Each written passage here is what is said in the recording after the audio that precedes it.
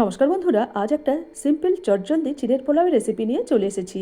রেসিপিটা বানানোর জন্য প্রথমে আমি এক বাটি চিড়ে একটা ছাঁকনির মধ্যে নিয়ে নিয়েছি। এবার এই ছাঁকনিটা একটা জল ভরা বাটির মধ্যে ডুবিয়ে এইভাবে চিড়েগুলো পরিষ্কার করে ধুয়ে জলটা ঝারিয়ে নেব। জলটা ঝারিয়ে নিয়ে একটা থালার মধ্যে চিড়েগুলো দিয়ে দেবো, যাতে করে চিড়েটা আরও ঝরঝরে হয়ে যায়, জলটা একটু শুকনো হয়ে যায়। চিড়ে যদি ঝরঝরে না হয় তাহলে পোলাও ভালো লাগবে না।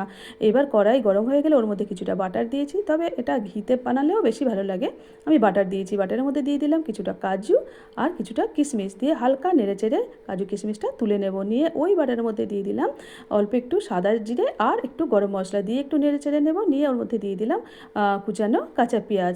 পেঁয়াজটা দিয়ে ভালো মতো এইভাবে নেড়েচেড়ে নিয়ে দিয়ে দেবো দুটো কাঁচা লঙ্কা চিড়ে, কাঁচা লঙ্কা দেবো, আর দিলাম একটা তেজপাতা, দিয়ে ভালো মতো নেড়েচেড়ে নিয়ে দিয়ে দিলাম সামান্য একটু হলুদটা দিয়ে ভালো মতো এইভাবে নাড়াচাড়া করে নেব। তারপরে দিয়ে দেবো এই চিড়েটা কিন্তু একদম ঝরঝরে হয়েছে। চিড়েটা দিয়ে দিলাম, দিয়ে ভালো মতো এইভাবে নাড়াচাড়া করে নেব। একদম মশলার সাথে চিড়েটা ভালো করে মিশিয়ে নেব।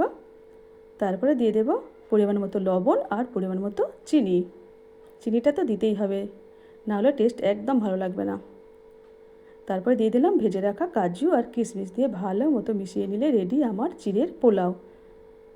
ব্রেকফাস্ট বলুন বা বিকালে হালকা টিফিনের জন্য বেশ ভালো। তো আমার এই চিড়ের পোলাও রেসিপিটা আপনাদের কেমন লাগলো অবশ্যই জানাবেন।